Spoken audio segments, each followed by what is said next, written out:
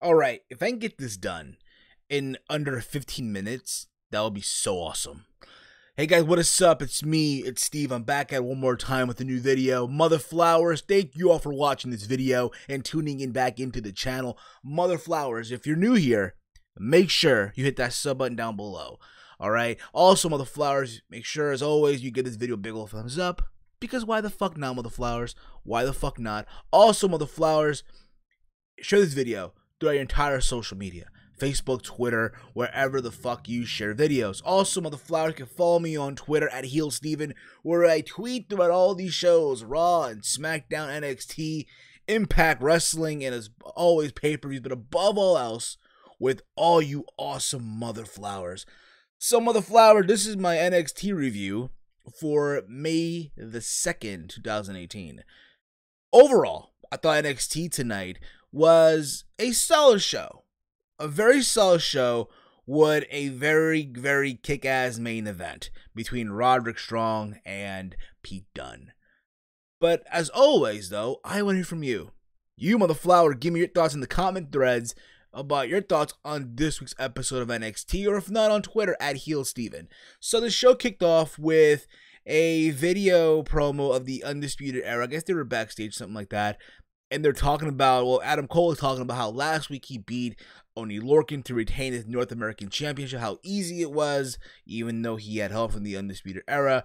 Roderick Strong talking about Pete Dunne, and as well as Kyle O'Reilly was talking about, well, in this case, Kyle O'Reilly, I think also Bobby Fish. They're talking about Oney Lorcan and Danny Burch, which is crazy because what happened at the end of the show, if you get what I'm trying to talk about here. But again, that was that. We then had the first match of the night. We had Kairi Sane versus Shazza McKenzie. I believe she's a new signing. I could be wrong on that. Maybe just an enhancement talent, or someone that they're still using at the Performance Center, and they just needed someone to just, you know, do the job, if you will, for someone like Kairi Sane. And this match really was a short match. Nothing really big here. Other than the beginning, there's like this comedy skit or comedy thing, if you will, where Shazza McKenzie was throwing a I love you heart to Kairi Sane, and Kairi caught it, and she threw it up in the air and did the whole telescope thing. And then she said the most funny, she's like, come on! Not my bad. She was like, come on! So funny. It's like a child almost. But the match, honestly, was a squash match where Kairi Sane got the W. And then after this, we see Lacey Evans comes out. As you'll remember, Lacey Evans lost to Kairi Sane a couple weeks ago, I believe. This was during the TakeOver, or before TakeOver, the match that they taped before TakeOver New Orleans, and they aired it the week after on television. And she wanted to say that, you know what, you are the better woman, you deserve to be here in NXT, and even her being a classy lady can admit that. And she wanted to shake her hand, and Kairi wasn't doing it. She wasn't really about to shake her hand. And then Lacey Evans just laid her out to punch. And everyone booed.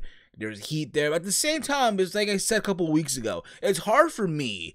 Can you think about it? Lacey Evans, I dig the gimmick, all classy lady, whatever. Fine, I get that. But at the same time, it's like, yo, you lost to Nikki Cross a couple weeks ago or months ago, before TakeOver Philadelphia, or I think it was the week after, right, on television that they taped before that TakeOver Philadelphia. Then she lost to Kairi Sane. So you lost to two key women in that roster thus far.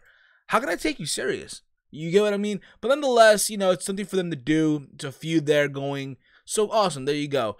But then had TM61 versus the Street Profits, a tag team match here, play. And honestly, this match, I enjoyed it for what it was. Until the ending, where apparently now TM61 had to cheat to win. So I want to say it was Angelo Dawkins, right? And I guess one of the guys from TX61 had to roll up, had his foot on the rope, so I had to cheat to win for the 1, 2, 3. And you can see the Street Profits, Angelo Dawkins and Montez Ford being mad about this, because again, they cheated, what can have you. But the referee's like, hey, listen, I didn't see that.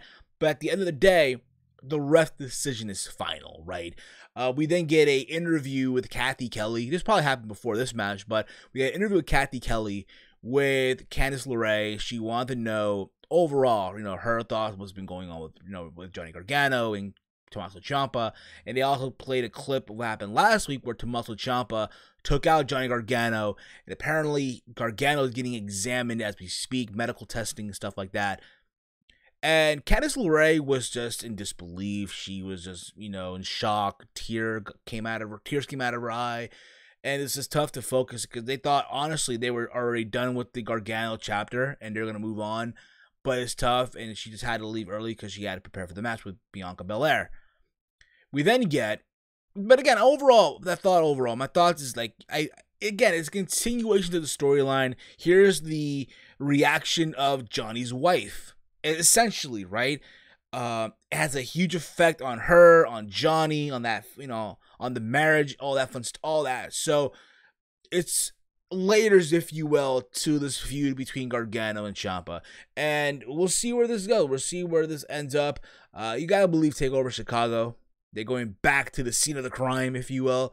We then get the debut of Kona Reeves. That's right, I want to say awesome or great, whatever the fuck it was. I'll be honest, dude. I'm gonna keep it 100 with you, mother flowers. I did not dig this gimmick. He did nothing for me. People were dead. People were dead for this, and I get it. You know, it's a new gimmick, what have you. He literally, you know, he came out in some generic tights or, you know, trunks, whatever the fuck it was. Had on a white blazer. Remind me of some dude in NXT years ago, from back when NXT was that whole redemption shit. And he had a gold chain, right? He beat Patrick Scott in a squash match. But again, the crowd was dead for this. And the guy, Cody, was screaming like crazy every single moment in the match. I'm great. I am so great. Some shit like that. I could be wrong on it. But again, the crowd was dead because I feel like, honestly, they taped so much stuff leading up to those tapings. I guess at that point of the tapings, they were just like exhausted. But Connery's got the win. And listen, like I said, I'm not digging the gimmick. It's, to me, whatever. I'm pretty sure as time goes on, it'll grow on me, just like Velveteen Dream grew on me. But other than that, it is what it is, okay? Connery's got the win. Whoop-de-fucking-do, mother flowers. We then get Bianca Belair versus Candice LeRae. And I am in shock that Bianca Belair beat Candice LeRae. And I get it too. They're doing this whole thing where Candice LeRae is so affected by what happened to Johnny Gargano.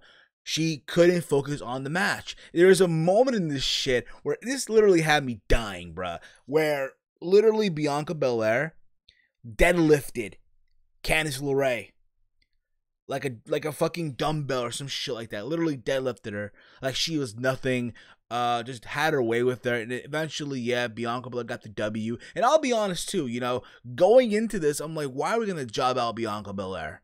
Why? You know, couldn't they not use Vanessa Bourne or the girl from the early match, Shazza McKenzie? I'm just saying, you know. But again, what the circumstances that what happened, I'm all for it. Fine, happy to see that Bianca Belair is still somewhat, you know, I don't want to say undefeated, but, you know, she's still winning matches. And like I said before, I'll say it again. To me, someone like Bianca Belair is a project in the making. You're slowly developing. And I do believe somewhere down the road, she will be competing for the NXT Women's Championship. Okay? But we'll see where that goes somewhere down the road. We also get like a whole press conference, cheesy, corny segment that was taped like early in the show with Dakota Kai. They asked her about the women's evolution, how it's evolving. She referenced about Ember Moon and her success on Monday Night Raw, even though she's been placing tag team matches on Raw, and the tactics of the iconic duo Peyton Royce and Billie Kay on SmackDown Live, and how there's not opportunity for the women at NXT. They referenced Shayna Baszler, and you can just tell Dakota Kai was just like, you know, felt very uncomfortable talking about about Shayna Baszler. I know I mumbled there, but fuck it. But she just didn't want to talk about it. She's like, hey, listen, this is between me and Shayna Baszler. That's it. That's all I can say about it. And then out came Vanessa Bourne. And Vanessa Bourne was laying into Dakota Kai, saying that, hey, you know, if it was me in your spot, I would have slapped the taste out of Shayna Baszler. And she went on to say, they have a problem with me. And they're staring at each other. And then Dakota Kai, like, listen, I'm not afraid of you. I'll take you on and stuff like that. But at the same time, it's like you just know, okay, it's something for her to do. I predict that next week we're going to get Dakota Kai and Vanessa Bourne. Just like next week we're going to be getting officially the War Raiders versus the Heavy Machinery match. We're also going to get, from what it looks like as well, officially the NXT television debut of EC3 versus Raul Mendoza. So it'll be NX3 at Full Sail. But at the same time, though, with Dakota Kai, I do believe, I said this before, that she is the one to face Shayna Baszler take over Chicago. There's a storyline right there that, hey, she's afraid and she had to get over her fear. And if you don't see that, if you guys don't see that, then motherfuckers, I don't know what the fuck you're watching. Seriously. But then we get also an interview early in the show as well with Cassius Ohno talking about what happened with Ciampa and Gargano and how it was such a cowardly act by Ciampa. And also, because of all of that, next week we're going to get Cassius Ohno versus Tommaso Ciampa. That should be a very, very kick-ass match, and I cannot wait to see it next week on NXT. And then we get the main event, Roderick Strong versus Pete Dunne. These two guys tore it up completely.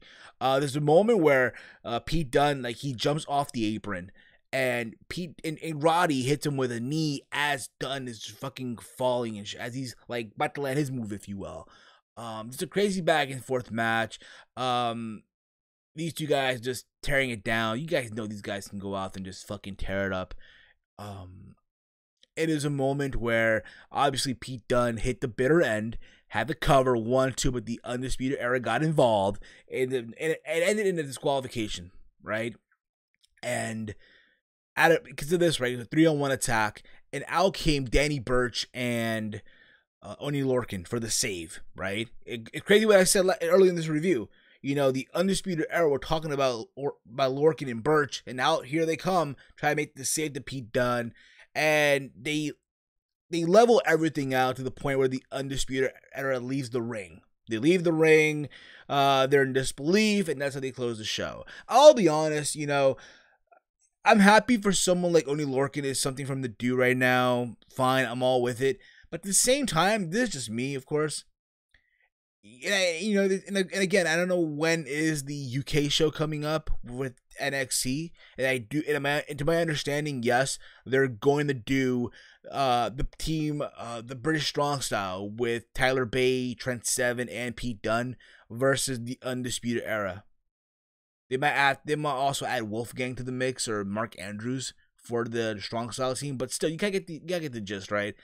I'll be honest, if it was up to me, it would have been, you know, Pete Dunne, Trent Seven, and Tyler Bate versus, again, Adam Cole, Kyle O'Reilly, and Roderick Strong.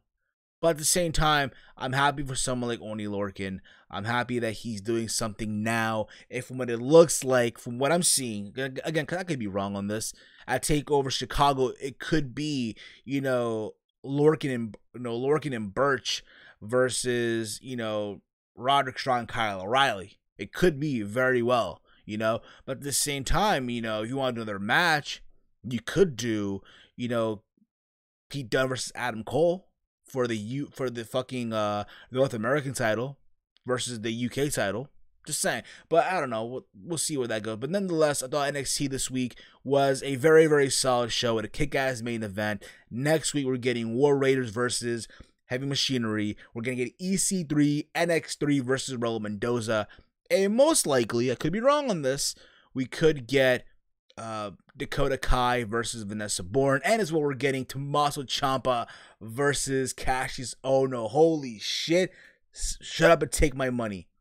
I cannot wait for next week. But guys, my thoughts, let me know your thoughts down below in the comments of this video. Your thoughts on NXT if you enjoyed it tonight. Follow me on Twitter at HeelSteven. Tomorrow, I will be dropping my Backlash predictions video. I'm not sure if I'm going yet. I'm still thinking about it, obviously. Also, tomorrow, I'll be doing my Impact review. That's right, tomorrow I'll be watching Impact Wrestling. I'll be doing a review on that as well. I'll give a big thank you to Salrex for this awesome overlay that you see on this channel. All right. Hit him up on Twitter at official Salrex if you want layouts and logos done for your channel and your podcast. All right. That's it for me, guys. I'm out. It's wrestling and whatever, mother flowers. Peace. Thank God I got this shit done literally under 15 minutes. A fucking win, mother flowers. Let's go.